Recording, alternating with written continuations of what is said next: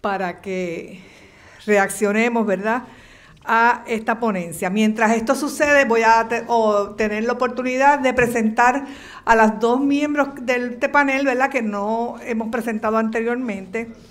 La doctora Karen Martínez González obtuvo su grado de medicina en la Escuela de Medicina del Recinto de Ciencias Médicas, en donde también completó una especialidad en psiquiatría general, que la necesitamos todos en Puerto Rico, y luego una subespecialidad en psiquiatría de niños y adolescentes. Posteriormente terminó una maestría postdoctoral en investigación clínica, que es un programa que es otorgado por el Recinto de Ciencias Médicas. Es un programa en conjunto de la Escuela de Profesiones de la Salud y la Escuela de Medicina. Durante esta etapa, mientras estaba haciendo sus investigaciones como parte de sus proyectos de maestría y posterior después, porque la maestría tiene otras fases, ¿verdad?, de apoyo para investigadores incipientes, tuvo como mentor al doctor Gregory Quirk y en conjunto con el doctor Quirk pudo abrir una nueva vía de adiestramiento para los residentes de psiquiatría al poder establecer un laboratorio de fisiología humana para trasladar los estudios de extinción del miedo que el doctor Quirk había ya hecho en las ratas.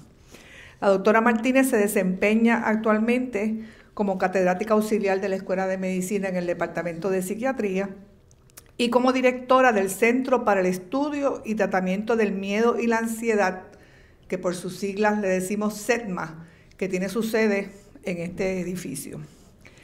Actualmente es también la investigadora principal del proyecto subvencionado por los Institutos Nacionales de la Salud de los Estados Unidos, NIH, que apoya el ofrecimiento mediante un mecanismo de un R25 de la maestría postdoctoral en investigación clínica y de traslación. La doctora Martínez, a nuestro entender, y es una de las razones por las que la quisimos invitar, ejemplifica una trayectoria de una persona con un trasfondo clínico que usa las herramientas de adiestramiento y las oportunidades ofrecidas por varios mecanismos, tal como el PRC-TRC, que es el consorcio de investigación de la que hablaba ahorita, las fases 1, 2 de la maestría postdoctoral, y HIREC, que si se recuerdan les hablé del Hispanic Research Capability, para ampliar su base de conocimiento y obtener las experiencias necesarias para convertirse en un investigador independiente en el área clínica y de traslación.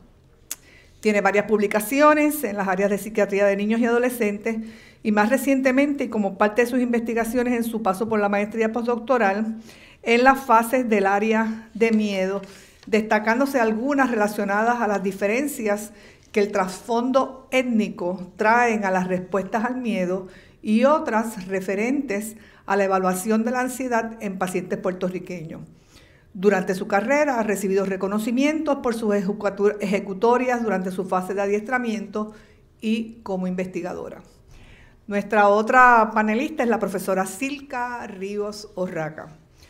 La profesora Ríos Orraca ostenta los grados de bachillerato y maestría en microbiología con especialidad en micología. Se desempeña como catedrática asociada de microbiología en la Universidad Central del Caribe.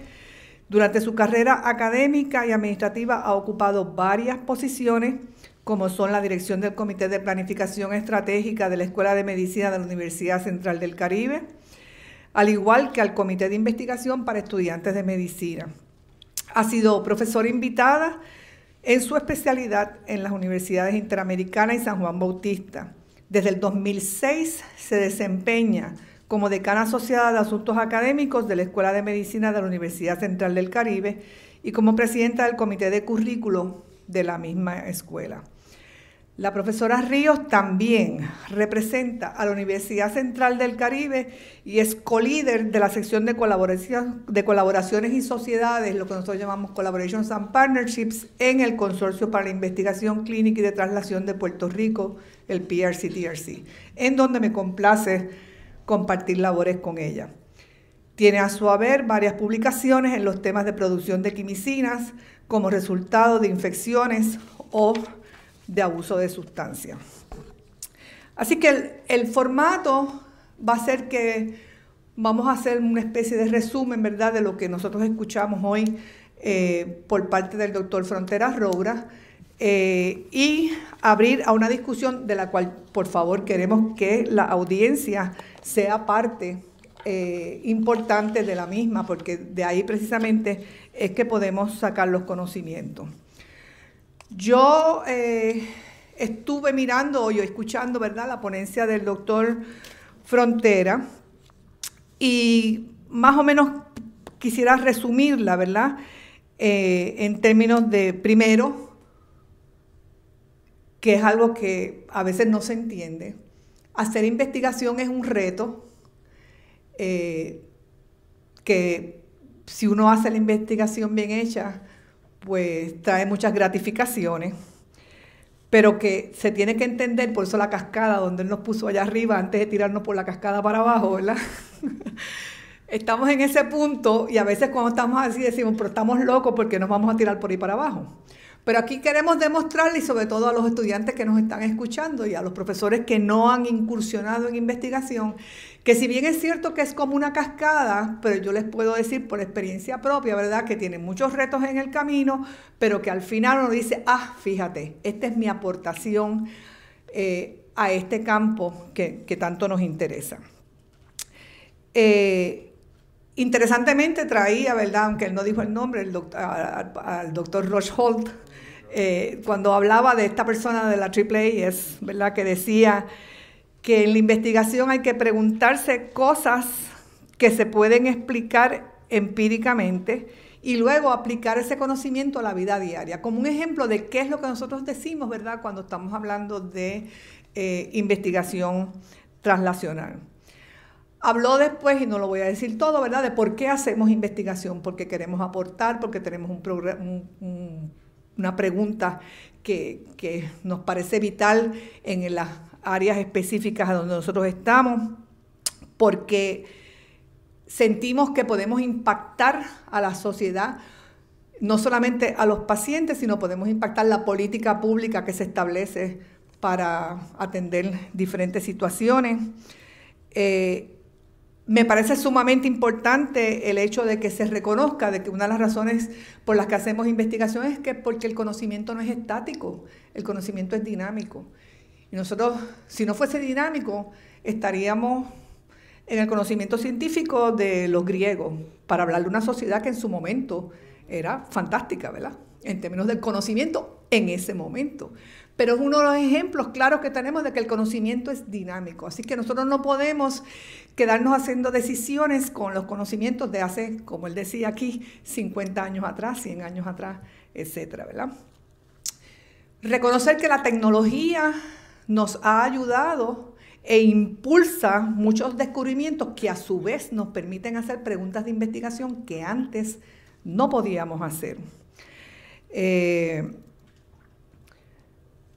Reconocer que ha habido unos avances, ¿verdad?, en los últimos dos siglo XX y siglo XXI específicamente, y yo, desde mi punto de vista de bióloga, lo llevo al XIX, porque sin Mendel no hubiésemos tenido nada de lo otro, en los campos de genómica, en los campos de la nanotecnología, en el campo de la ingeniería de tejidos, en los campos de las células madres y en los campos de la robótica. Y cómo cada uno de ellos, ¿verdad?, él dio ejemplos de cómo cada uno de ellos se podía ver en función no solamente de resolver unos problemas, sino de generar otras preguntas de investigación. Pasó entonces a tratar de hacer una definición, y lo dijo, hay muchas definiciones de lo que es investigación clínica y de traslación, ¿verdad? Y habló de cómo a veces los científicos no somos capaces de trasladar el conocimiento a un lenguaje que se los entienda y que por lo tanto a veces siempre, y todos los que estamos en estos campos, hemos tenido la pregunta, ¿y qué es lo que tú haces? ¿Y para qué sirve eso?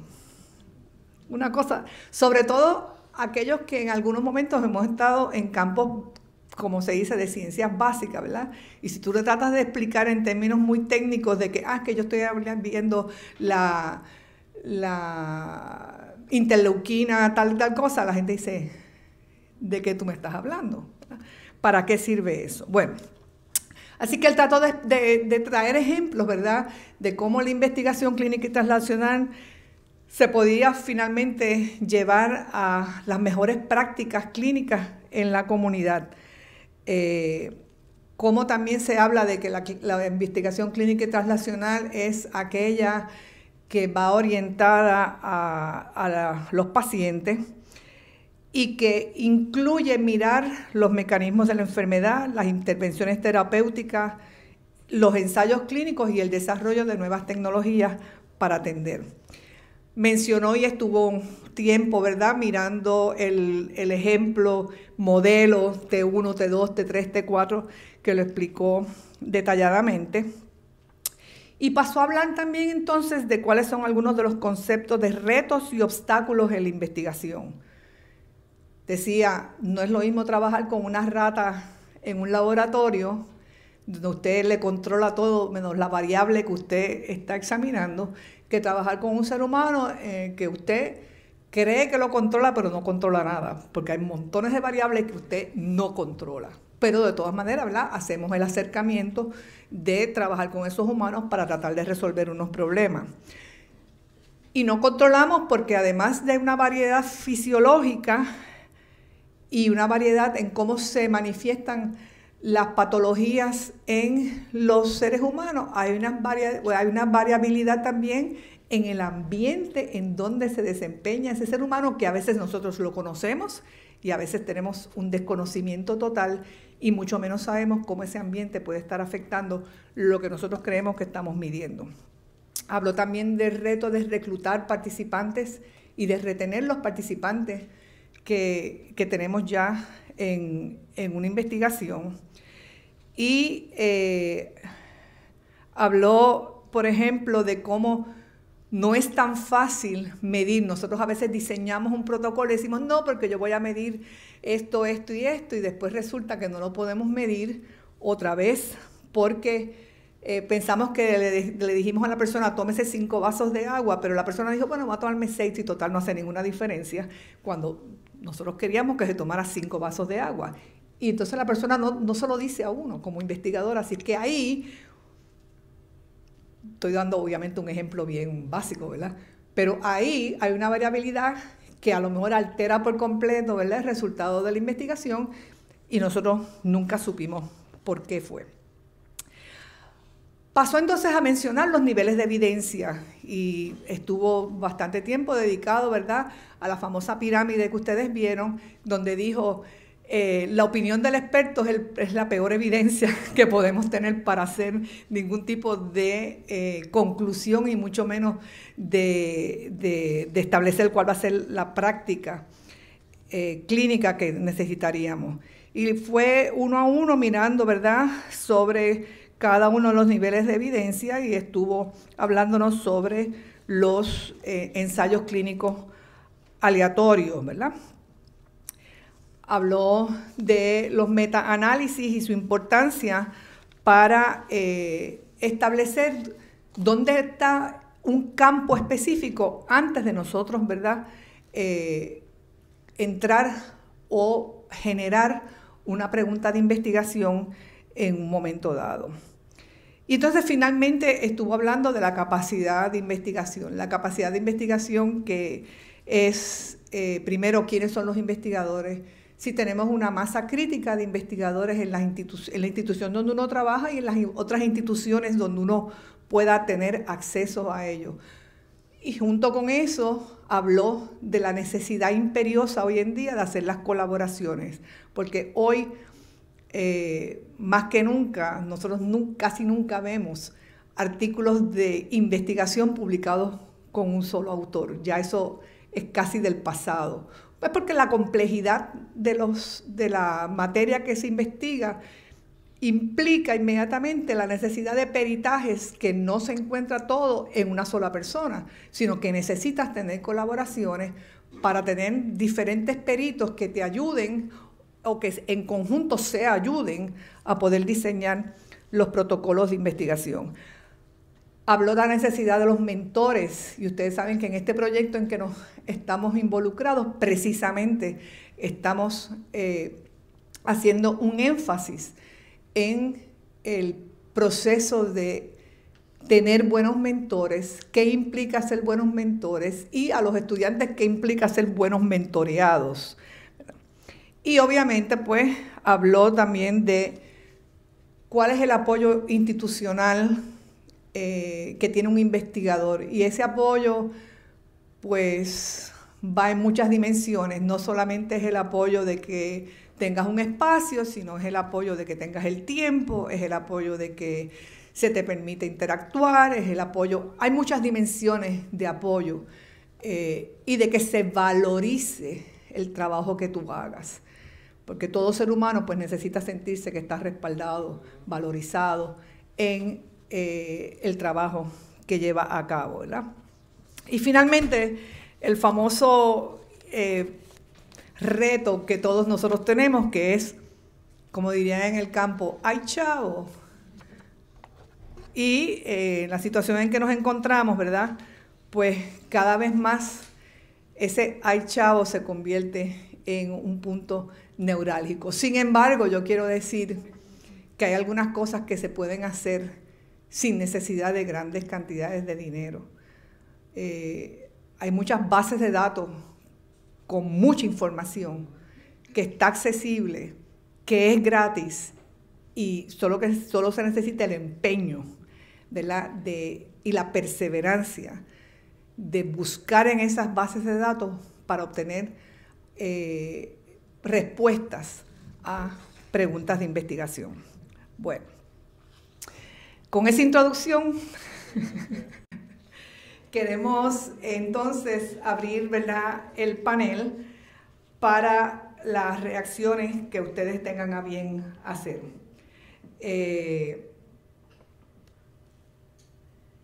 Entre los puntos que traje, ¿verdad?, él habló sobre investigación clínica, investigación básica, interacción entre la ambas y la idea de investigación clínica y translacional. Si ustedes quieren opinar, y la audiencia, por favor. ¿Verdad? Ya que tengo el micrófono, pues asumo. Pues definitivamente uno de los aspectos que el doctor estaba trayendo en términos de desarrollo de investigación clínica translacional, y sobre todo pensando en el simposio y de que estamos tomando en consideración cómo desarrollar, seré yo, estoy magnética, se oye como, pero no. Sí, el Luisa está entrando y saliendo. Ah, ok. Pues en términos de la enseñanza a nivel subgraduado, entiendo que es extremadamente importante, ¿verdad?, lo que se está haciendo con Título 5, de empezar desde ese punto, porque tomando en base tanto mi experiencia como investigadora como mi rol dentro de la maestría postdoctoral en investigación, pues aquí en Puerto Rico no necesariamente existen unos ambientes de investigación sólida donde uno puede empezar a hacer investigación desde temprano. Y la realidad es que yo que empecé a hacer investigación después de haber terminado mi especialidad en medicina, eso fue muy tarde. Y he tenido unos obstáculos que tienen que ver con haber empezado tan tarde, que pues han hecho que quizás no haya logrado las metas que yo quisiera lograr de investigación en el tiempo que lo quisiera lograr, porque tenía mucho conocimiento de qué es investigación, cómo se hace investigación, que tardé mucho en mi proceso de carrera en adquirir. Así que el empezar a un nivel subgraduado a obtener estas destrezas de qué es investigación, cómo uno desarrolla una carrera de investigación, y sobre todo cómo uno va poniendo desde la base de escoger el tema, de empezarse a ser experto en el tema, de conocer el tema, de lo que trajo el doctor Frontera, de ir creando estos equipos interdisciplinarios, porque definitivamente no hay manera de hacer investigación clínica translacional sin que sea un equipo de personas que traigan diferentes perspectivas, diferentes conocimientos y destrezas. Rodearse de los mentores adecuados, que también el doctor Frontera hizo énfasis en eso, porque cuando uno está en el proceso de desarrollo, pues uno necesita de estas personas que han pasado por desarrollar una carrera en investigación clínica translacional para que pues puedan guiar a uno y que pues no se cometan los mismos errores. Y otro de los aspectos que trajo el doctor Frontera es que no podemos perderle perspectiva que si uno quiere ser un investigador independiente es que vas a tener fondos para tu investigación. Y hay muchas maneras de ser investigador independiente que no necesariamente es a través del Instituto Nacional de Salud, pero él también trajo en términos de fondos que el Instituto Nacional de Salud es quien mayormente da fondos para investigación. Y ellos tienen un concepto bien definido de lo que es un investigador y de cuál debería ser la carrera de ese investigador. Y a ellos les gusta mucho ver estas historias desde nivel subgraduado hasta nivel graduado, hasta que eres clínico, cómo es que esa historia se ha unido para entonces llevarte al punto de estar listo para ser un investigador independiente. Así que los estudiantes que están aquí, que quizás uno sobre todo al principio se siente como que yo de esto de investigación, yo no sé si yo estoy listo, estamos allá arriba, ¿verdad? Si me tiro o no me tiro por la cascada, están en el punto indicado de que si tienen el interés ahora, pueden adquirir estas destrezas y pueden lograrlo, que aunque sí, ¿verdad? Es un camino difícil, a la misma vez es un camino de muchas recompensas para que se pueden contestar muchas preguntas que entonces se lleven a la vida diaria, como fue lo que trajo el doctor Frontera, ¿verdad? De la traslación. Muy buenos días. Sí, hello. Muy buenos días. Quiero felicitar a los objetivos y el proyecto Título 5, que me parece que es excelente idea, apoyando lo que dice la doctora por una razón.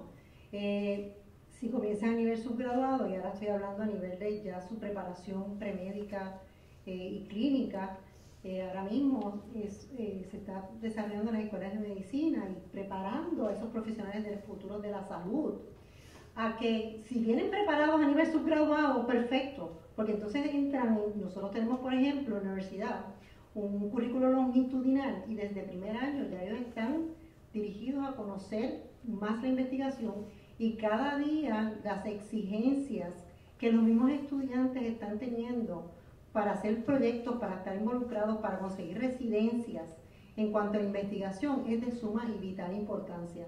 Uno de los retos que hemos encontrado es conseguir esos famosos mentores, esos famosos investigadores de nivel translacional. Es un reto y tenemos que trabajar eso un poquito más en Puerto Rico.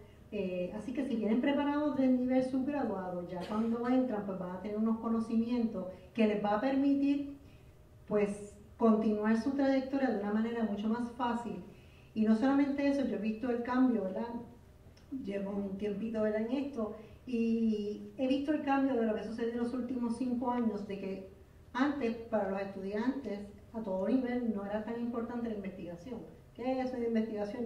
Inclusive cuando nosotros comenzamos con esto, como que no se lo cuestionaban. Hoy en día no, hoy en día hasta cogen periodos, tiempo prestado de su preparación médica para irse a hacer investigación y tener publicaciones y estar fortalecidos y preparados en esa área.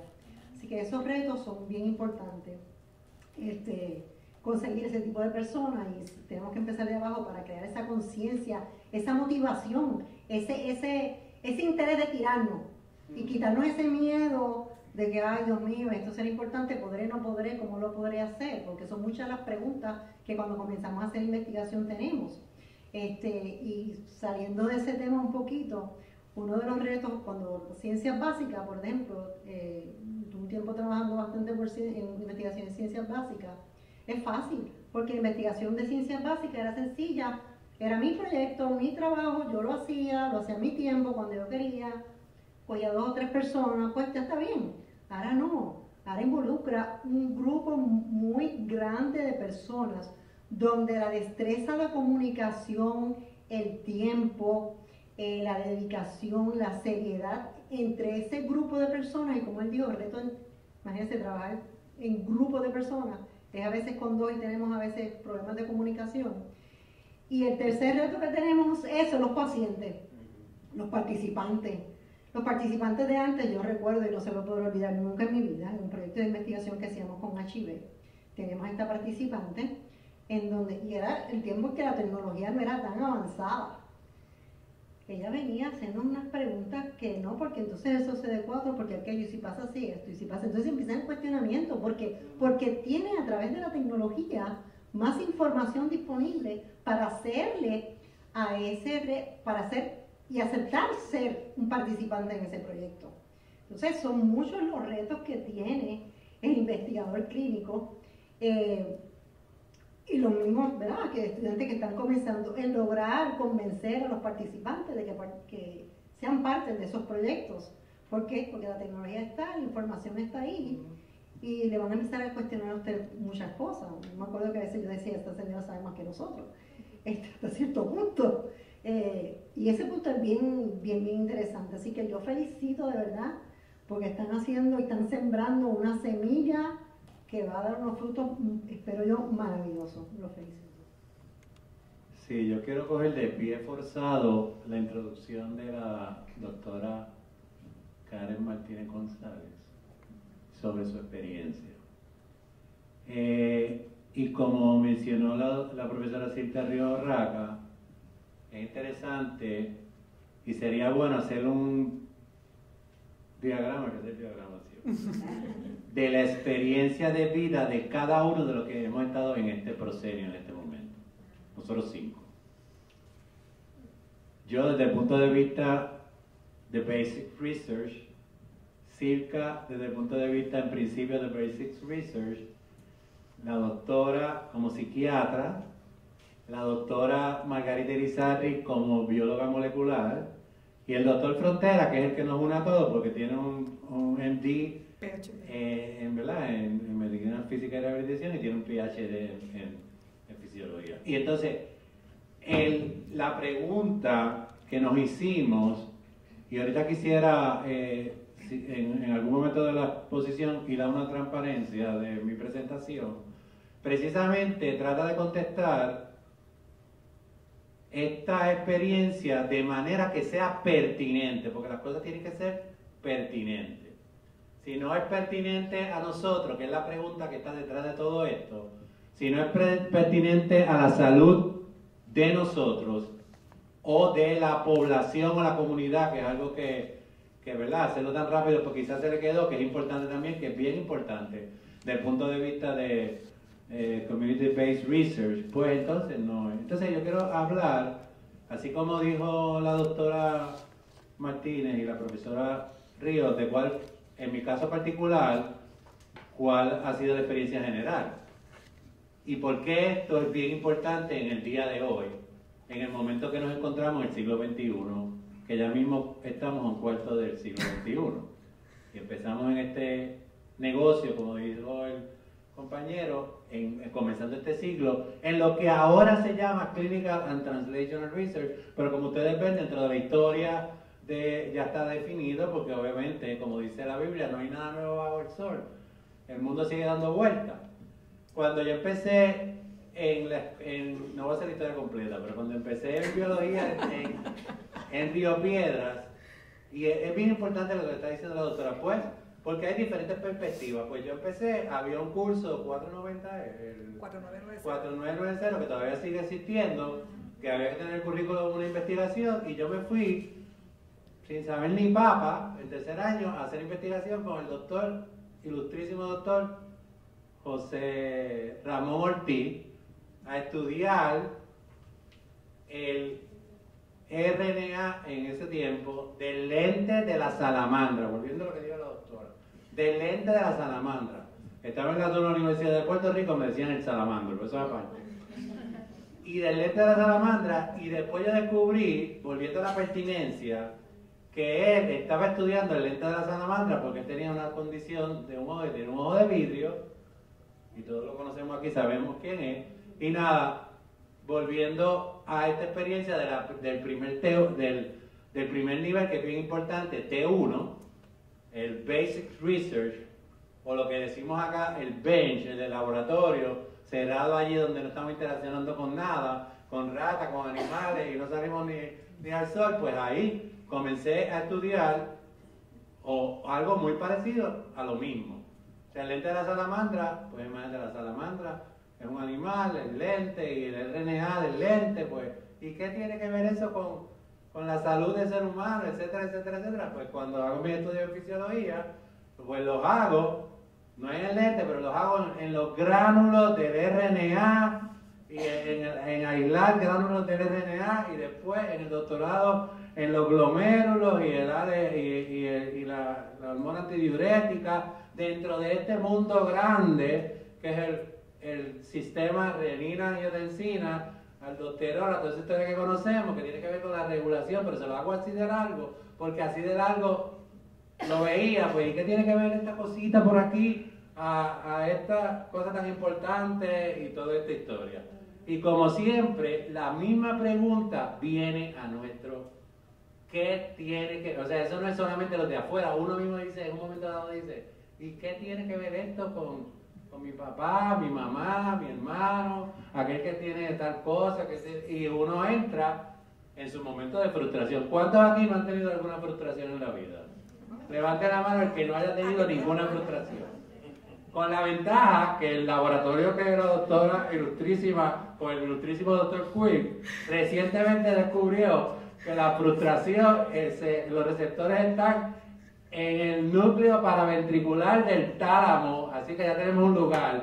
Así que en momentos de la vida podemos tener el núcleo paraventricular hipertrofiado. Y llegó un momento que yo me lo hipertrofié con la frustración de que era lo que estaba haciendo aquí. Y por ahí seguí estudiando. Pero hago todo este cuento porque tiene mucha relación por lo que estamos aquí hoy. Porque todo lo que estamos aquí somos resultado, porque la doctora Circa Ríos dice aquí muy bien lo que están haciendo, pero con la primera que yo hablé en la UCC cuando vamos a empezar esta propuesta fue con ella, con Circa Ríos, porque ella ya estaba, había empezado, estaban en la idea de hacer el PRC-TRC. Y verdad, todo esto, aunque parezca una historia muy larga, todo esto tiene relación. Cuando yo entonces entro en esta cuestión de las frustraciones de la vida, de para dónde que va a coger la carrera, pues me voy. Allá, visiting scientist de la clínica Mayo, en Rochester, Minnesota, unos veranos, allá a estudiar. Entonces cuando llego allá, volviendo lo mismo, pues llego allá y entonces ahí en Basic Research, aquel era un famoso investigador de hipertensión y el laboratorio, cuando me dice, bueno, los protocolos que tenemos aquí son mono y cerdo, yo le dije, yo no quiero ni trabajar con mono, ni trabajar con cerdo, yo solamente sé trabajar con rata.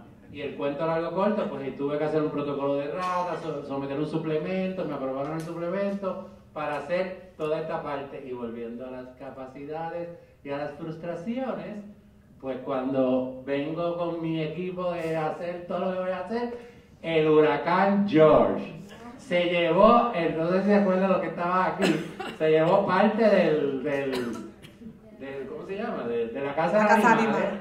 Y un revolú, y volviendo a la capacidad, al dinero, que aunque eso sea cierto, pues cuestan, hay que alimentar las ratas, hay que hacer el per diem, los modelos que yo usaba eran 10 meses, 20 meses y 30 meses, así que la historia fue que como que el núcleo paraventricular se aumentó nuevamente. Y lo que quiero decir con toda esta historia, que parece que, ¿verdad?, que no tiene ninguna relación, pues sí tiene mucha relación. Entonces, cuando la doctora Estela Estapé me invita a ser parte de la maestría postdoctoral, aquí es que yo voy a liberar mis frustraciones con lo que tiene que ver la historia de la investigación, y aquí es que yo voy a hacer mi aporte por lo que estoy diciendo. Y para concluir esta exposición, quiero, volviendo a lo que dijo la doctora, y lo que tiene que ser pertinente. A los políticos no les interesa la salud, y ya lo hemos visto en detalle. No les interesa la ciencia, lo que les interesa son los votos. ¿Cierto o falso? Y entonces, si esto que yo estoy haciendo no tiene nada que ver con el Wikita o whatever comunidades por allá en Estados Unidos, pues no le va a tener ninguna importancia. Y eso es algo que ella va a preguntar próximamente. Pero entonces me recuerdo no sé si la doctora Irizarry estaba, volviendo a ciencias biomédicas, hacen una actividad de ciencias biomédicas, que yo creo que fue en el 2006 por ahí, si no me equivoco, no sé si tú fuiste, en uno de los hoteles de la capital, invitan al Premio Nobel de Química del 2003, Peter... el de las acuaporinas. El Sí, de yo las estaba allí. acuaporinas. Yo Y estaba siempre allí. me recuerdo que él dijo lo siguiente, volviendo a esta experiencia que hemos tenido todos. Porque ahora mismo yo me proyecto cuando estaba preguntando a mi familia, ¿pero qué yo aquí averiguando el glomérulo de la esquina, de la whatever, lo que fuera? Pues la mamá le dijo, al fin tú has hecho algo en tu vida que yo uso, porque yo uso las cremas que tienen acuaporina. Premio Nobel.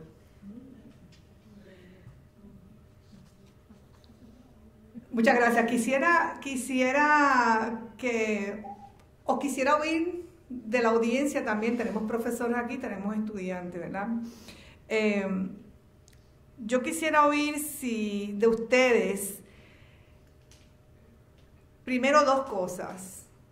¿Cuáles ustedes creen que han sido los desarrollos, verdad, que nos permiten ahora estar hablando en nuestras instituciones, en nuestro entorno, para hablar de la investigación clínica y de traslación, pero cogido de la mano, cuáles son las limitaciones que ustedes entienden que tenemos y, si quieren, ¿verdad?, teorizar sobre cómo podemos sobrepasar alguna de esas limitaciones? Lo voy a abrir al público. Porque tengo profesores aquí y tengo personas que están adiestrándose o se han adiestrado ya en investigación clínica y de traslación. Sin miedo. Adelante, doctora Carlos. Pues yo puedo compartir en mi perspectiva como investigador joven que parte de las limitaciones que yo veo en el sistema educativo,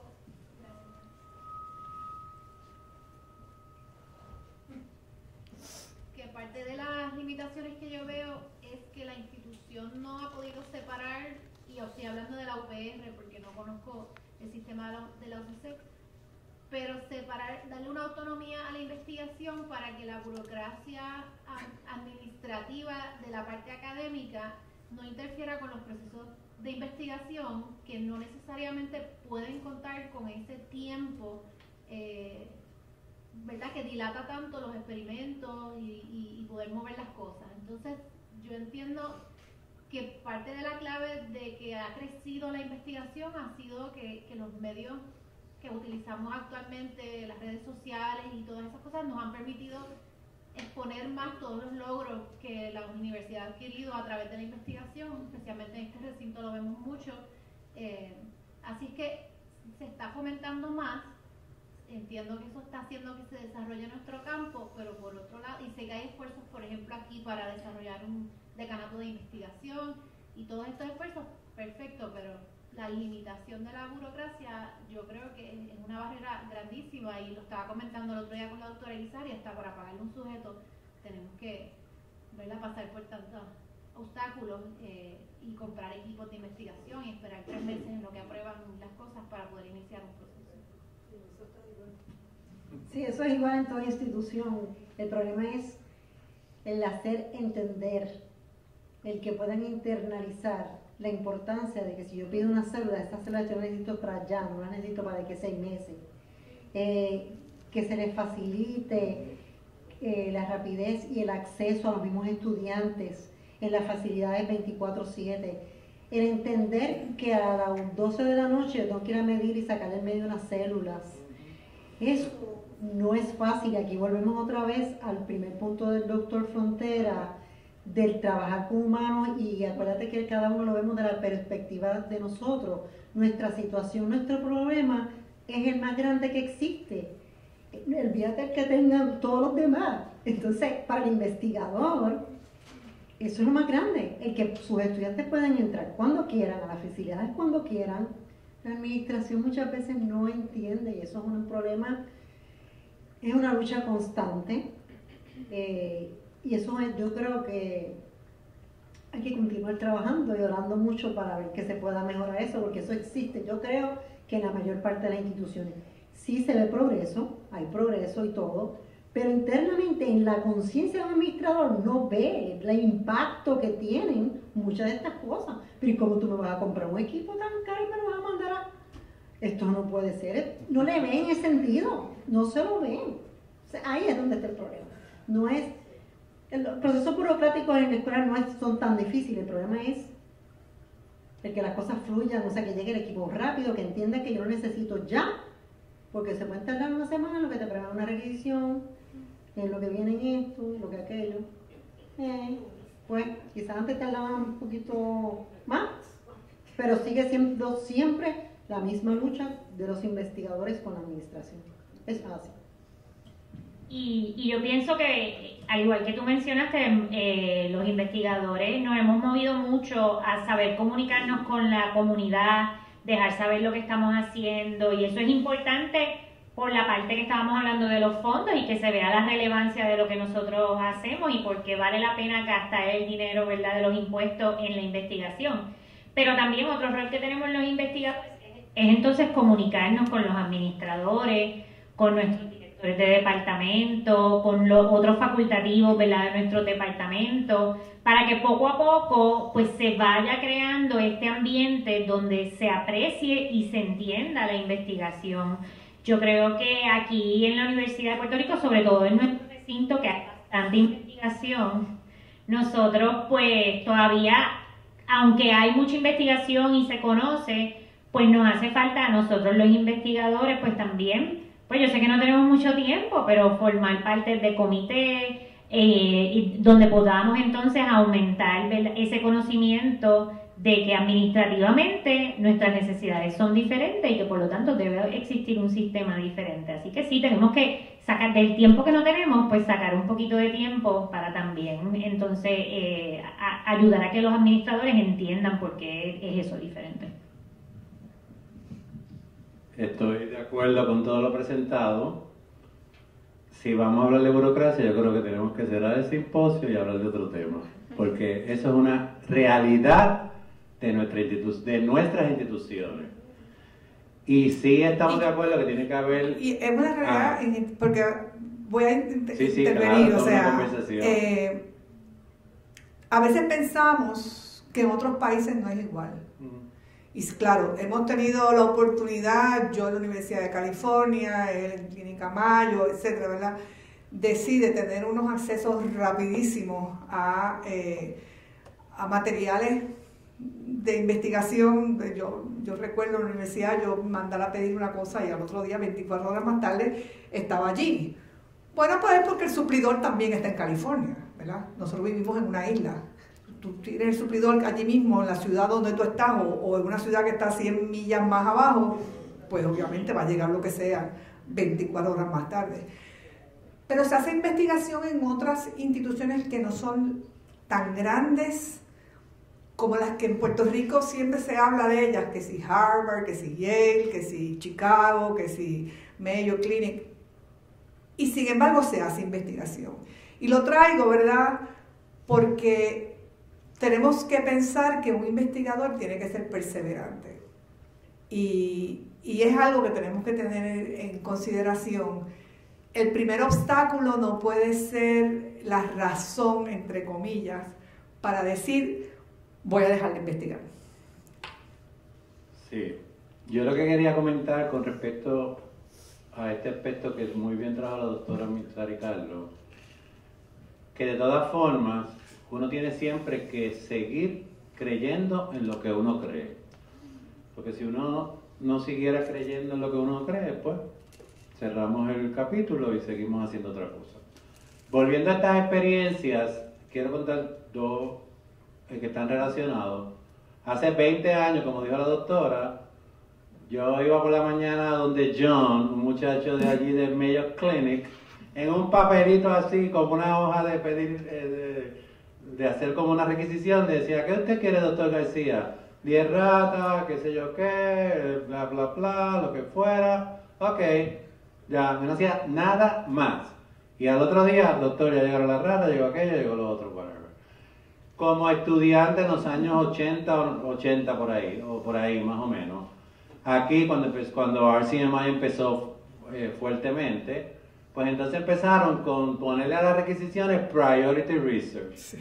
Pero el Priority Research se convertía como las filas estas del banco que dicen, por aquí van a pasar los que son de mayores de 60 años, pero como los mayores de 60 años son más, pues el resumen es que se quedaba la misma cosa. Pues, y esa es la realidad. El Priority Research terminó siendo, y a veces uno dice, wow, yo tengo que, empezando por las compañeras y los que te encuentran aquí, felicitar a todo aquel que sigue tratando de mover proyectos en nuestras instituciones, porque hay que decirle realmente usted y tenga, y hay que darle un aplauso. Vamos a darle un aplauso a toda esa gente. Porque como dijo el doctor Frontera, hay ejemplos de reto y hay ejemplos de lucha, y yo creo que esto es una lucha que hay que continuar. Quisiera comentar que una de las sugerencias, una de las cosas que nosotros hicimos en la universidad fue, porque también hay veces que hay que entender las dos partes, hicimos una reunión con la administración para personas que pasan las requisiciones, todo el proceso, porque también el investigador tiene que conocer cuál era el proceso y las limitaciones que tenían la administración para atrasarse. Así que para propósitos de educación de ambas partes, lo que hicimos fue que una reunión de los investigadores con todos los procesos administrativos, quien recibiera la requisición, pasaba de compra, pasaba aquí, todos los pasos, para que se entendiera, y entonces los investigadores dar sugerencias de cómo agilizar el proceso. Y eso en un momento dado ayudó bastante. O sea, eso fue una de las cosas donde hemos obtenido cambio, porque entendíamos nosotros que si las auditorías, que si se compraban una casa, que si por qué 3 o 2 requisiciones o cotizaciones, que muchas veces no entendíamos por qué tanta cotización. Entonces, al entender cuáles eran las razones de ambas partes para atrasar los procesos, pues eso como que bajó un poquito la ansiedad del investigador y a la vez tenía conocimiento, y lo mismo con la administración. ¿Alguien de la como doctora Fabio? Yo creo, ¿verdad? Pásale El micrófono. Viene bajando por ahí, doctor. ¿Verdad? El que quiere algo verdaderamente lo logra, ¿verdad? Persevera y lo logra. Pero la realidad es que esta juventud también tiene unos nuevos retos, ¿verdad? Unos nuevos retos tanto, ¿verdad?, por las diferencias generacionales, pero también pues por los retos económicos. Sabemos, ¿verdad?, que la situación está difícil, pero para lograr el interés, estos muchachos, por ejemplo, los que quieren hacer translation, que van y seleccionan una carrera de medicina, pues cada vez la carrera de medicina cuesta más y ellos tienen una serie de compromisos económicos, ¿verdad? Y hay que buscar la forma también de facilitarles algún tipo de beca o auspicio económico para que estos muchachos a temprana edad puedan comprometerse a lograr unos retos, porque obviamente ellos tienen en su cabeza, pues mira, una carrera de research es muy bonita porque uno está buscando adelantar la ciencia y los conocimientos y facilitar una vida a una próxima generación. Pero cuando tú estás confrontando de que, diablo, pero voy a salir con $200,000 de deuda en la escuela de medicina y si cojo research me voy a atrasar todavía más y a eso voy a empezar a competir con otros centros que, como dice la doctora Martínez, pues obviamente son gente que ya vienen de abajo preparándose, y cuando uno viene a competir, si empezó un poquito más tarde, como le pasa a la doctora, pues entonces obviamente va a encontrar unos escollos porque no tenemos la misma experiencia. Así que esa parte de poder facilitar unos auspicios o alivios, ¿verdad?, que la persona que realmente esté motivada pueda encontrar un terreno donde, o sea, no es que va a empezar una carrera donde va a ser fructífero inmediatamente, pero por lo menos que pueda encontrar unos apoyos para que pueda seguir una vida y vea, ¿verdad?, el beneficio de seguir por ese campo, pues es importante, al igual que también, ¿verdad?, como pasaba jefe de departamento, pues el poder traer buenos mentores son unos retos, pues por los recursos que hay que brindarle a esos mentores y esa parte de los recursos es lo que hay que también trabajar. Como nosotros aquí tenemos estudiantes que no necesariamente son de la escuela que van a ser médicos, sino que tenemos estudiantes de otras profesiones de la salud. A mí, también tienen sus deudas porque ellos estudian también. No, así eso iba. Precisamente a eso iba, ¿verdad?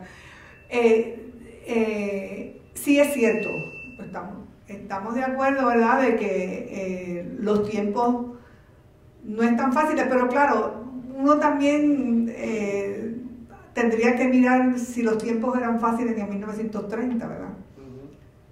1950. Eran tiempos bien difíciles, ¿verdad?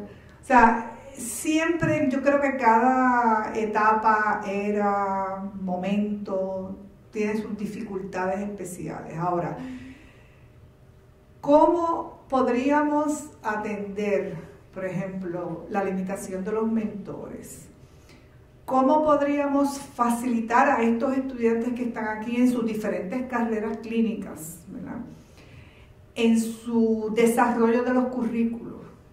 Porque a veces lo que pasa es que hemos llenado los currículos con muchos cursos y no abrimos unos espacios reales donde se respete el tiempo del estudiante para hacer investigación y que se le dé reconocimiento, ¿verdad?, para que ese estudiante diga: no, yo hice esto durante, qué sé yo, 2 semestres o lo que sea, ¿verdad?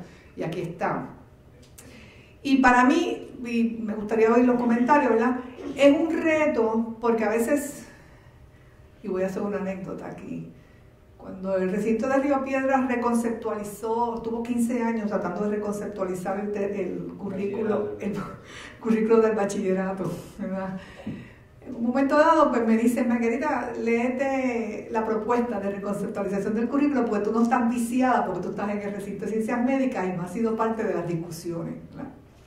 Yo tomo el documento, lo leo, ¿verdad?, y hago unas anotaciones y regreso a donde la persona que me lo había dado y le dije: bueno, en esta reconceptualización del currículo, que dicho sea de paso, no sé si así fue que quedó, pero en aquel momento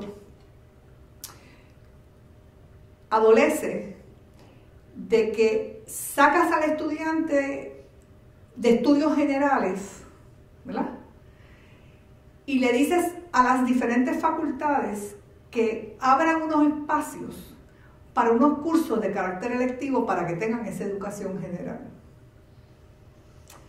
Y lo que va a pasar aquí es que cada facultad va a encontrar la próxima química que tú quieres que cojan, o la próxima contabilidad que tú quieres que cojan, o la próxima, o sea, otra vez un curso de especialidad y vas a olvidarte de la educación general.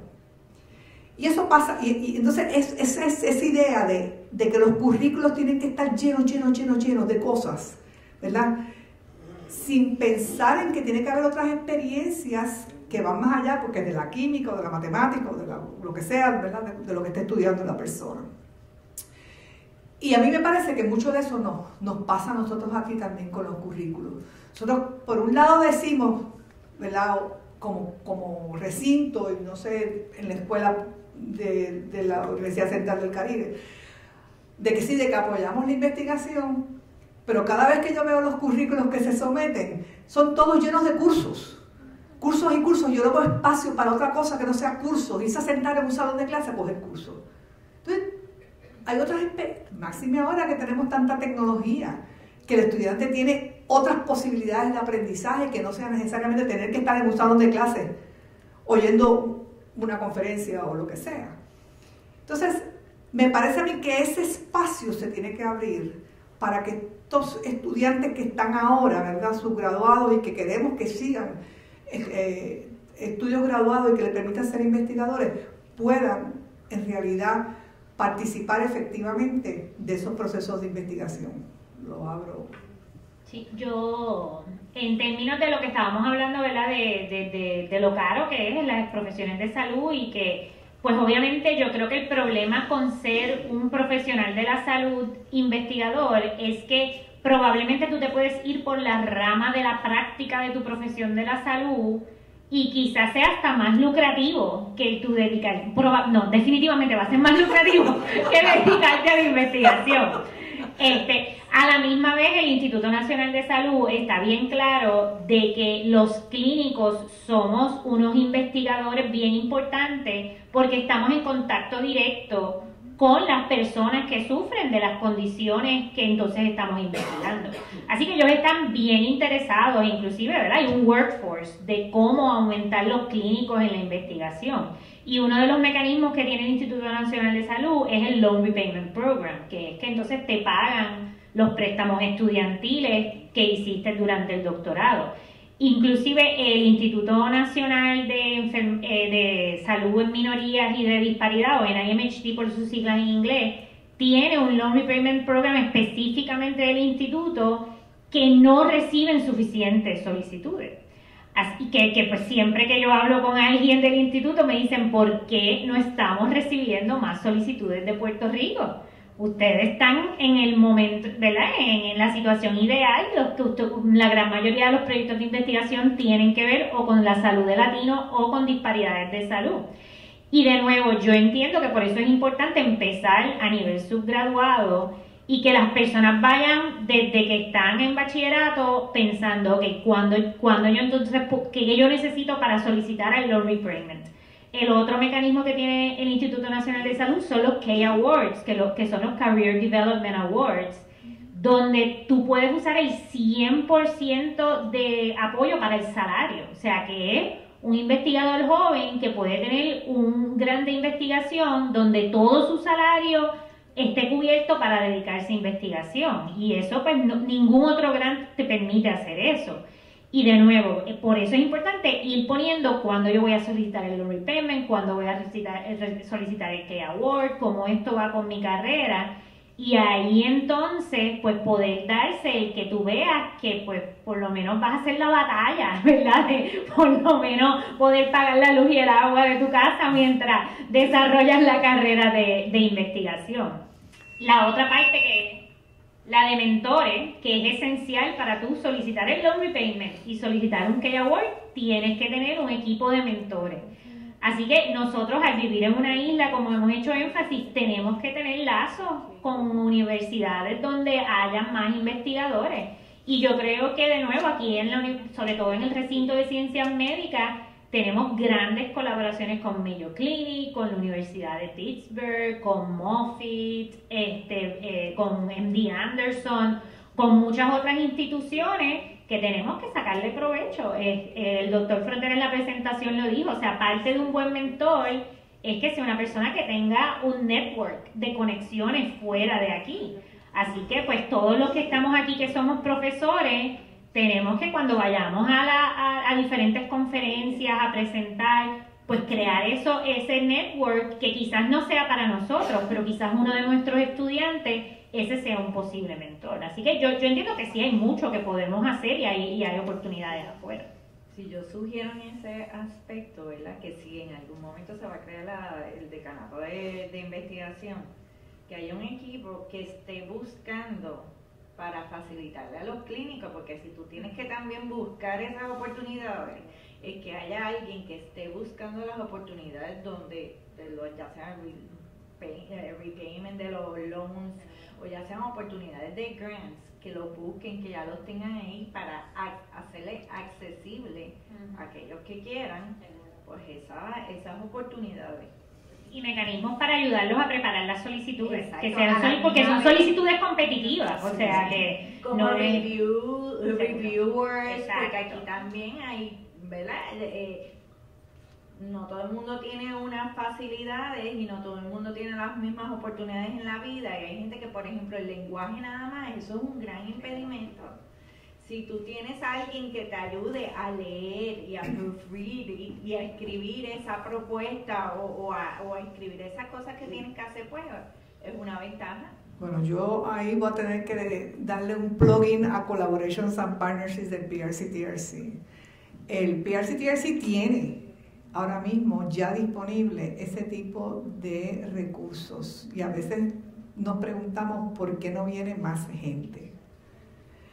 No, te lo digo, o sea, no, solamente lo digo y yo sé parte de la contestación, pero sí existe por ejemplo, un mecanismo para ayudarte a editar, ¿verdad? A escribir, por ejemplo, y reconocemos, ¿verdad?, que estamos haciendo una solicitud en otro idioma que no es el vernáculo y eso trae un nivel adicional de complejidad.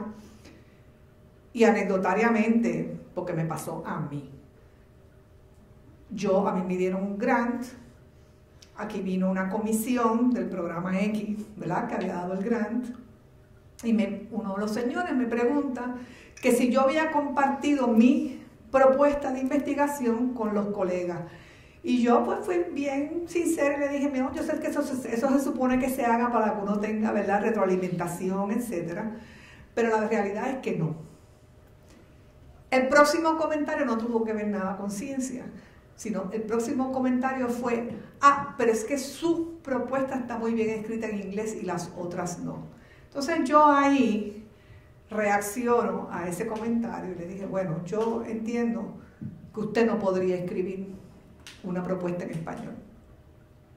Y me dijo, no, yo no podría. Pues entonces, el valor científico, a menos que sea imposible entender, ¿verdad?, la meta del proyecto, la forma en que se va a hacer los experimentos o el acercamiento o el tratamiento de pacientes o lo que sea que se está proponiendo, eso no debe ser la razón para no otorgar, ¿verdad?, un respaldo económico. Pero no deja de ser un escollo. A los estudiantes en algún momento, los que estamos participando en este proyecto, yo creo que deben enterarse cómo es que se hace, ¿verdad?, una revisión de las propuestas, cuando uno manda esa propuesta para que ustedes vean el tipo de rigurosidad y cosas tan sencillas como no me gusta el inglés en que está escrito, yo no lo voy a leer, ¿verdad? Es que no debería ser, porque estamos hablando de ciencia, ¿verdad? Pero todos somos humanos. Y hablaba el doctor Frontera ahorita, ¿verdad?, de que había que bregar con los humanos y que no era fácil bregar entre dos, decía la profesora Río, y mucho menos bregar con un panel que puede tener 12 personas, 13 personas, y le dan 10 minutos para presentar una cosa. Si no le gustó, pues no le gustó, ¿verdad? Me gustaría oír los estudiantes, díganme. Buenos días. Yo tenía una pregunta para más llegado a los estudiantes de PhD, que nos queremos adentrar, cuál sería el mejor camino, cuál sería las mejores sugerencias que ustedes nos darían de cómo encaminarnos hacia poder lograr llegar a hacer investigación translacional. Sí, excelente pregunta. Y quisiera hacer aquí un par de comentarios, y por eso puse la transparencia. En primer lugar, las presentaciones las vamos a estar disponibles para todos, ¿verdad? La del doctor Frontera, la del panel y la nuestra. La nuestra, para seguir el rigor del tiempo, como estamos en Puerto Rico, era de media hora, le dicen 15 minutos, por eso, como dijo la doctora, iba rápido. Pero el propósito era que estuviéramos en esta presentación del doctor Frontera y en este diálogo que ha sido excelente. Como les compartíamos a ustedes, en primer lugar quiero decir que la doctora Karen Martínez González es un ejemplo de la posibilidad de desarrollarse y seguir una carrera, y no solo eso, habiendo comenzado... ¿De qué clase tú eres? Habiendo comenzado en 2006, más o menos, graduó en 2006. No, me gradué en 2008. Ah, 2008, entre el primer y segundo ciclo de la maestría postdoctoral, en la cual participamos la doctora, este servidor y algunas personas que están aquí, pues ella se graduó, y 8 años después, casi 9, es la directora, la investigadora principal de la maestría en investigación clínica postdoctoral, que entra en su 4º ciclo, no en su primero y segundo, sino en su 4º ciclo. Con respecto a lo que, y como compartíamos con los estudiantes, pues yo quiero hacer un ¿verdad? Un anuncio político no pagado de cuáles son nuestras estrategias principales. Y a pesar de todas estas limitaciones que hemos planteado aquí, precisamente para que este impacto sea comenzado a manejarse desde temprano y los brincos no sean tan fuertes como el que hemos planteado todos los que estamos aquí, porque no sabemos nada de lo que de la investigación clínica translacional. NIH estuvo debatiendo, tampoco sabiendo nada, para las definiciones. Pues nosotros, esa experiencia, lo más temprano posible, pues es mejor. Pero entonces aquí, yo quiero hacer una frase, como hemos dicho esta mañana: crezco con el reto y utilizo el motor para con el ideario seguir adelante. Y eso es lo que es el proyecto Título 5 cooperativo entre el Recinto de Ciencias Médicas y la Universidad Central del Caribe. Y haciendo un comentario que mencionó el doctor y que mencionó la profesora Victoria Delgado, bibliotecaria, el primer componente, y trayendo lo que dijo la doctora Nazario, y comentó la doctora Margarita Irizarry, esta parte de escribir, ya sea en español o en inglés, ¿verdad? Porque ya sea artículos, comunicación científica, en el periódico, en un artículo, en un extra, lo que sea, pues se va a integrar en lo que hemos llamado, a mí me encantan los acrónimos, Centers for Research Education and Science Communication Opportunities, CRESCO, que está insertado con todo lo que se mencionó, con equipos dentro de las bibliotecas de la Universidad Central del Caribe y dentro del recinto de ciencias médicas, coordinado en el caso de nuestro equipo por la doctora Irma Quiñones Maura, que era directora de la biblioteca, y la profesora Mildred, que está por aquí, Mildred Rivera, que es la directora de la biblioteca en UCC, y con el líder de competencias de comunicación, el doctor Efraín Flores Rivera, que precisamente la idea es lo que acaban de presentar, porque a veces a todo el mundo, no solo los estudiantes, la facultad, como dijo el doctor, pues a veces se nos hace difícil saber para dónde es que vamos. Pues entonces alguien nos tiene que ayudar desde hacer la idea, la pregunta, buscar la literatura, el metaanálisis, toda esta parte. Pues eso es un elemento. El otro que tiene que ver, como muy bien mencionaron, ¿verdad?, con los estudiantes subgraduados, pues a eso le hemos llamado el reto, porque esto es un reto. O sea, como dijo George Washington, es importante la ciencia y la literatura, pero ni la ciencia ni la literatura pagan. Es como el crimen, no paga. Pero creemos en la ciencia y también creemos en la literatura y creemos en las humanidades.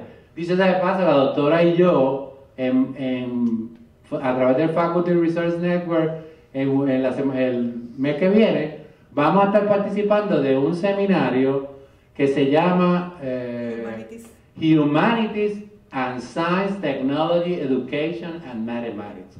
O sea que eso no está escrito en piedra. Ahora mismo el currículo de la Escuela de Medicina se ha cambiado igual que cuando yo estudié, que era importante la psicología, las humanidades. Pues no, empezaron el currículo por disciplina, importante la química, la ciencia, y dejaron eso y ahora volvieron a hacer lo mismo. Y si usted no, y la doctora tiene un mayor en literatura comparada a él. No. Ah, pues yo pensaba que pero no sé, alguien que yo leí recientemente de la ciencia tenía, bueno, termino.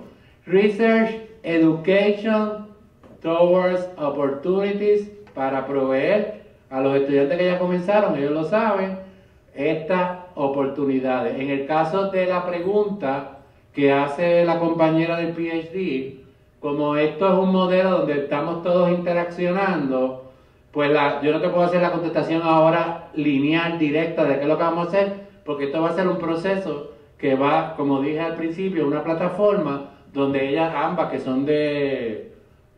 tienen un PhD, o sea, están trabajando en un PhD, que son de anatomía, son ustedes, ¿verdad? De anatomía, pues toda esa experiencia dentro de lo que hemos mencionado, para ser mentores con los estudiantes subgraduados y para ellos mismos, con nosotros aprender. Se llama Mentorship Offering Training Opportunities for Research, para la facultad subgraduada con la colaboración de los estudiantes subgraduados. Porque aquí a los que servimos son los subgraduados, pero nos sirven de anclaje los estudiantes graduados para que los estudiantes subgraduados los miren a ellos como los hermanos mayores, y por aquí yo quiero seguir. Y por otro lado, que es algo que es bien importante por esta parte que tiene que ver, o sea, esto no se puede hacer en la nada, tiene que haber un escenario, pues hemos desarrollado esto que se llama proveer experiencias prácticas a través del Intensive Development and Experience in Advance of Research and Increased Opportunities. Eso es el escenario que se va a crear. Por ejemplo, ahora uso de ejemplo la doctora Karen Martínez, que pueda entonces estar trabajando algo, para poner un chiste, ¿verdad?, del núcleo paraventricular del tálamo, con la compañera de allá, una de ellas, con algún estudiante subgraduado aquí y alguna facultad subgraduada, y entonces ese grupo dice, wow, necesitamos enviar a las dos compañeras con el estudiante y la facultad allá al laboratorio de Dr. Quirk. Pero eso no es de gratis, o sea, tiene que haber financiamiento, tiene que haber oportunidad. Pues entonces nos someten unas propuestas a nosotros y las aprobamos y le decimos, pues mire doctor, ustedes pueden utilizar esto para aquello, para presentaciones, para ¿verdad?, para comprar algún equipo, algún material, de acuerdo a como dijo el doctor. ¿Cuál es la pregunta? La pertinencia de la pregunta y si la pregunta tiene solución. Así que en ese sentido, pues quería aprovechar esta oportunidad contestando la pregunta que se hizo con respecto a hacia dónde nos movemos. Obviamente, estamos comenzando, como dijimos, y cualquier recomendación es más que bienvenida, porque esto es parte de un trabajo en equipo y todos somos parte de las mismas instituciones y sobre todo, todos somos parte de esta nación puertorriqueña a la que tanto amamos y vamos a hacer el todo por el todo para ayudar a nuestros conciudadanos en lo que tiene que ver con su salud. Y yo quería añadir, ¿verdad?, en términos de la pregunta particular de cómo, si tú eres PhD, te conviertes en investigador clínico translacional, pues es lo mismo. O sea, yo era MD, pues me busqué un PhD. Así que, ¿verdad? Y de nuevo, investigación clínica translacional, lo hemos mencionado, pero hago énfasis, es investigación en equipo. Porque para poder contestar las preguntas de la manera que las tenemos que preguntar, necesitamos esos múltiples puntos de vista. Así que si ese es tu interés, pues tienes que buscar a alguien que esté en la clínica viendo ¿verdad?, pacientes o trabajando en comunidades del área tuya de investigación que te pueda decir, pues mira, lo tuyo aplica ¿verdad?, lo que tú estás investigando aplica de esta manera clínicamente.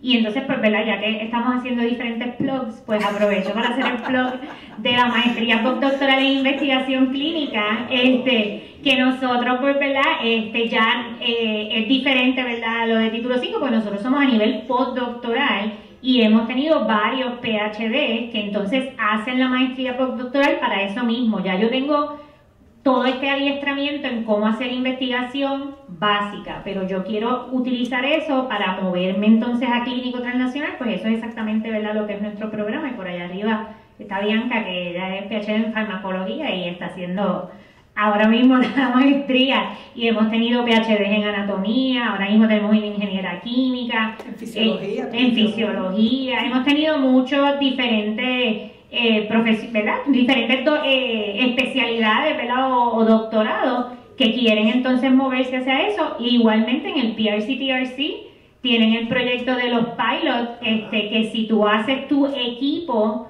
con un investigador clínico, con un clínico, también es otro recurso.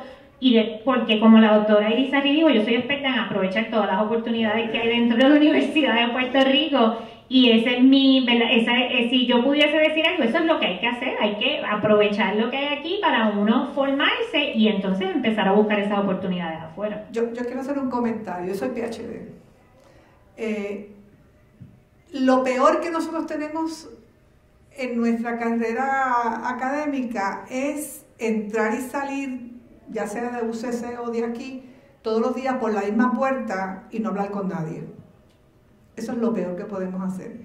Yo les digo que con una estrategia de desarrollo, ustedes deben ir a la gran mayoría de los seminarios que se ofrecen, independientemente si es obligado o no es obligado. Porque entienden algo. O si, mire, independientemente si usted entiende o no entiende. Exacto. Yo entiendo que posiblemente esa es la mejor herramienta para usted abrir barreras, conocer a otra gente que le interesa temas posiblemente que estén, si no es exactamente su tema, pero a lo mejor algo que va paralelo a su tema. Conocer, en el caso de ustedes que son PhD, conocer la parte clínica, ¿verdad? Y cómo se relaciona a lo mejor lo que tú estás estudiando. No, pero ¿qué? Sí, de hecho yo estoy ya en un área un poquito más clínica, pero pues, pensando en el futuro, estoy ahora mismo estudiando la condición de hipospadia. Y la idea es recoger tejido de... con el doctor Juan Carlos Jorge. Sí. Okay. Fíjate que yo te puedo decir inmediatamente con quién tú estás. Porque es que precisamente hay que conocer lo que hay. Hay que conocer quiénes son quiénes. Hay que conocer cuáles son las oportunidades. Y yo te lo digo porque todos hemos sido estudiantes, bueno, él y yo que somos PhD, sabemos que a veces la presión es, entro, me voy a quedar en el laboratorio, voy a estar en el laboratorio 12 horas, salgo y me voy para mi casa. Hubo 5 seminarios ese día y yo no fui a ninguno. Fatal, porque no te enteras, no sabes lo que hay, no sabes cuál es el campo, no sabes... Ahora mismo el doctor Frontera tiene un seminario que yo me lo voy a perder porque no estoy en Puerto Rico, que tiene que ver con lo que yo dije que era su especialidad, ¿verdad? La función muscular en los viejos. Es el 25, yo no estoy en Puerto Rico. Si yo estuviese en Puerto Rico, yo estaría allí, y de hecho yo lo oí a él hace, no sé, 5 años atrás o algo así, pero quiero saber qué ha pasado, ¿verdad? Desde la última vez que yo lo oí hasta ahora. Y tú me dirás, ¿y qué tiene que ver eso con lo que usted hace? Pues bueno, directamente tú puedes pensar, no tiene nada que ver porque yo lo que hago investigación es en cáncer de próstata, pero ¿sabes qué? Cáncer de próstata es una enfermedad de viejos. Y en la medida en que tú conoces los mecanismos que afectan a los viejos, Dios sabe si vas a encontrar algo que tenga que ver con el desarrollo o la progresión del cáncer de próstata. Así que esa visión que yo confieso que a veces los mentores de investigación no fomentan porque quieren que estemos las 12 horas en el laboratorio. Yo lo sé. Yo por el contrario en mi laboratorio le digo a la gente, hoy hay un seminario, vayan al seminario. La maestría postdoctoral ofrece seminarios los viernes, por ejemplo. A veces son inclusive muy útiles. Es la presentación de la pregunta de investigación de los estudiantes que están en primer año, para que usted vea el mecanismo de pensar, ¿verdad? De cómo me acerco a esto, desde todo el marco de investigación clínica y translacional. Así que mi contestación sería, haga uso de todas las oportunidades que están disponibles. Y yo le digo, la tentación es, me quiero quedar en el laboratorio, yo no voy a ir, yo no conozco a nadie. No. Eso no es. ¿Algún otro? Adelante.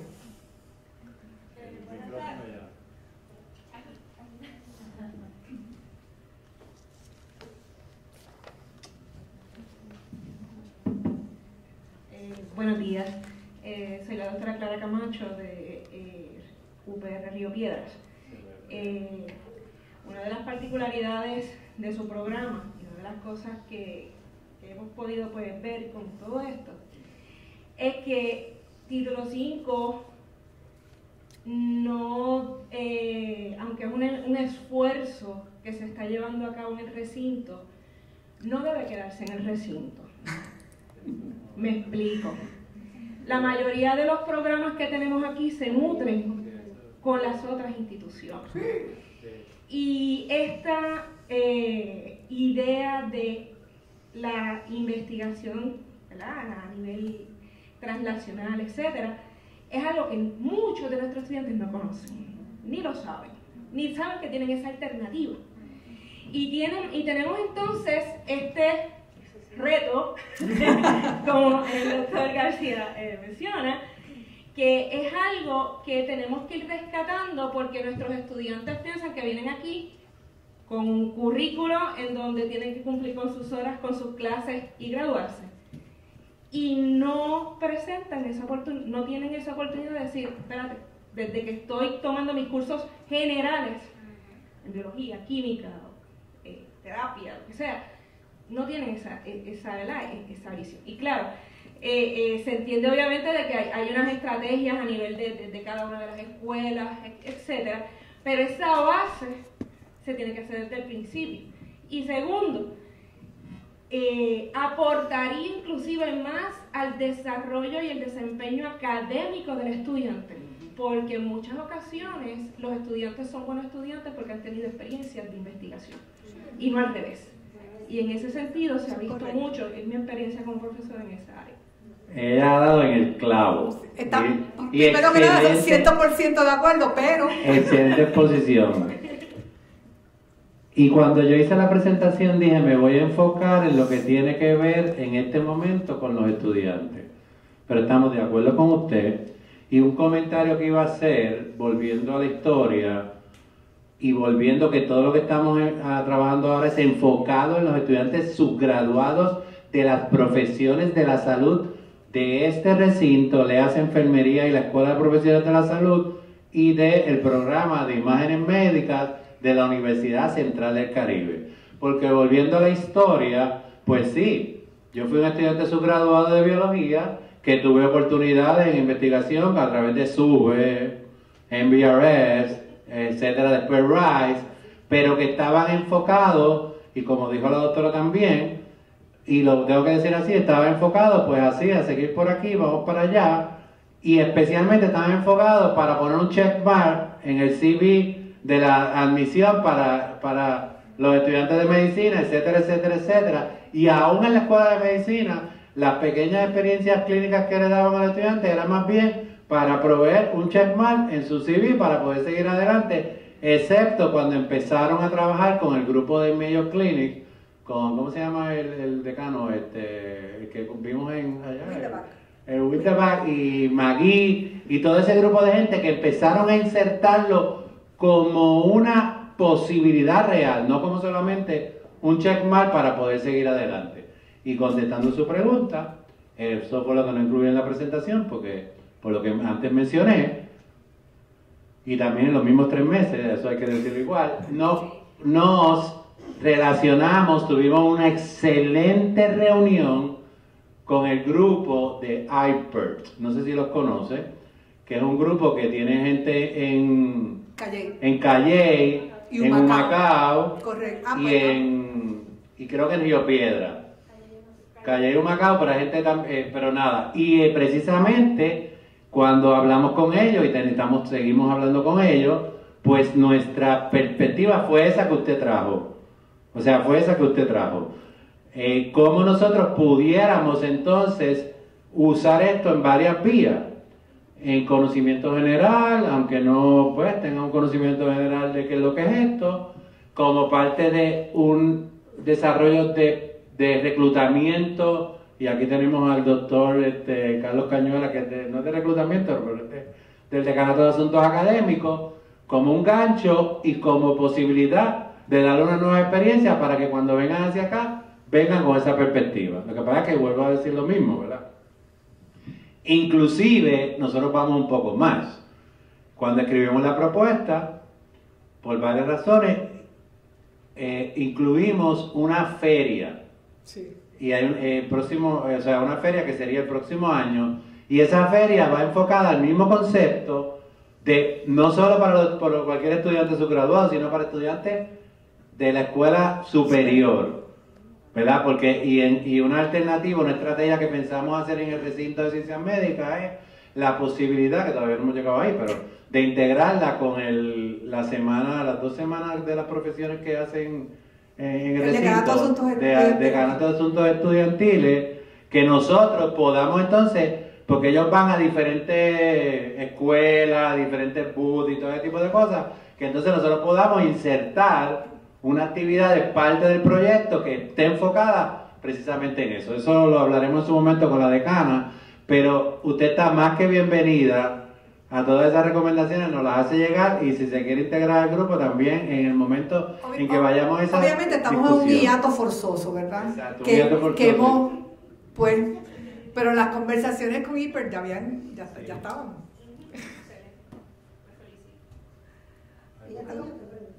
Adelante, por favor. Mi comentario iba más o menos por la línea de la compañera. El primer comentario era que, pues, por lo menos nosotras como estudiantes graduadas de aquí, de la Escuela de Medicina, nosotros nos enteramos de este programa no por nuestro departamento ni por nuestra escuela, sino por unas personas externas. ¿Por qué no me extraña? Entonces, de igual forma quisiéramos aprovechar todas las oportunidades y todo lo que brinda, pero de cierta forma no nos enteramos casi nunca de las oportunidades que hay como estudiantes graduados o como estudiantes subgraduados que podamos aprovechar. Yo voy a hacer un comentario a eso. Yo sé que nosotros todos recibimos 500 correos electrónicos, por poner una cosa, y ustedes además entran 700 veces a Facebook y no sé a cuántos a Instagram y siguen por ahí, ¿verdad? Pero hay cosas que se deben mirar. Los DAA Informa, porque son seminarios, los PRCTC Informa, casi siempre son actividades, seminarios, esto, lo otro. La maestría postdoctoral Informa. Es porque hay actividades. Y yo sé que la tentación es, tanto email, yo no voy a leer, etcétera, etcétera. Y te lo digo porque la facultad hace lo mismo, no los lee y después nos dicen que yo no me enteré. Bueno, si te lo mandé 14 veces.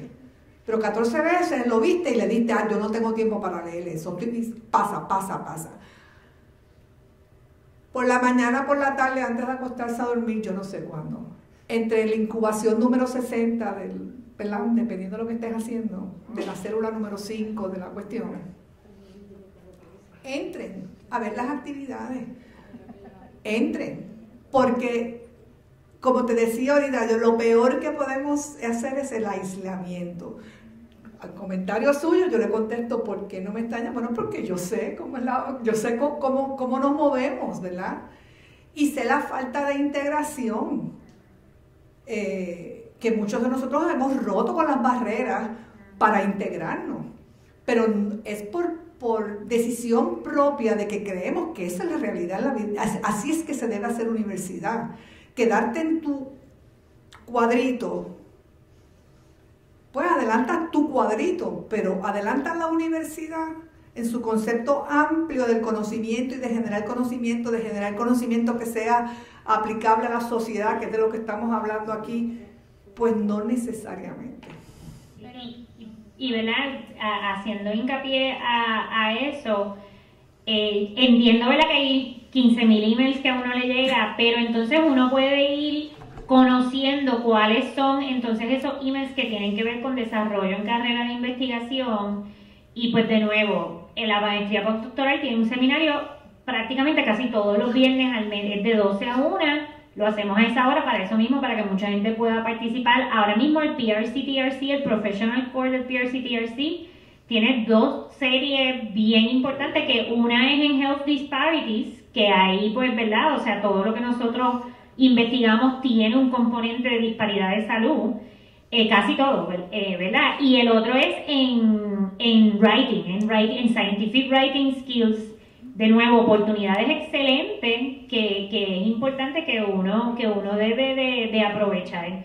Así, y dentro de la Escuela de Medicina también está el Centro de Excelencia, que también tiene como parte de sus objetivos el desarrollo de investigación enfatizada en disparidades de salud. O sea que son las diferentes áreas que tenemos dentro de nuestro recinto que sabemos que tienen que ver. Pues si nos llega un email de eso, pues debería ser importante pues mirarlo. Una de las ideas también es que obviamente hay 20.000 formas, ¿verdad? Pero cada uno de estos grupos, hasta donde entiendo yo, pues tienen especialmente, tienen los calendarios ya establecidos. Por ejemplo, nosotros tenemos un calendario que todas las actividades de investigación, todo, hay una persona que se encarga de postearlo. Y ese calendar está ahí, que te hace un pop-up, mira, hay un seminario de tal, hay de esta, hay este. O sea, que se podría, con los de su interés, pues mira, tú sabes lo que dijo la doctora, sabes los de PRTCRC, pues busca, entonces ya los vas teniendo y ya sabes los días y ya poco a poco vas colocándolo en un calendario y bien fácil. O sea, por lo menos se pasan... Sí, una última intervención, porque nos vamos. Sí, en lo último, pues más o menos, ya que sabemos que los facultativos también padecen de ese mal, que le damos delete a los emails, tal vez yo lo vería tal vez como una solución, eso mismo, tal vez porque yo soy una que yo los leo, por eso es que me he enterado de todas estas cosas, porque hago eso mismo, antes de dormirme, mira, déjame verificar los emails, pero tal vez a nuestra facultad y tal vez yo en un futuro como facultad, hablarle a los estudiantes, motivarlos, eso mismo de ver al seminario y que orientar a la facultad, que oriente a nuestros estudiantes de que no borren los emails, de que mira y esto, ahí lo otro, que tal vez por ahí puede ser. Exacto, eso es parte del ser. Sí, yo quiero hacer un solo comentario que se lo había dicho a las compañeras. Siempre hay errores y como dijimos en la primera actividad, a nosotros nos enfocamos tanto en los estudiantes subgraduados y la facultad de subgraduados que se nos olvidaron los estudiantes graduados, ¿verdad? Y eso ocurrió, ¿verdad? Eso es así. Pero, bueno que están, que hay unos cuantos, hay como 9 estudiantes graduados y como compartía con la doctora Elizarri ayer, digo, cuando vayamos a hacer las próximas actividades, ustedes van a ser, no solamente nosotros, ustedes van a ser clave en colaborar, en conseguir más personas, en toda esta parte de la promoción del proyecto, además de que vamos a integrar al grupo a otras personas que entonces, no solamente a través de correo electrónico, las redes sociales, otra serie de estrategias que tenemos para seguir, ¿verdad?, ampliando la red de comunicación, porque obviamente se hacen comunicados de prensa, se envió por Ciencia a Puerto Rico, se lo enviamos a la gente de Hyper, pero nada. Eso es cuestión de continuar, seguir, y qué bueno que están aquí y que van a terminar con nosotros y van a ser un buen ejemplo para seguir moviendo este proyecto.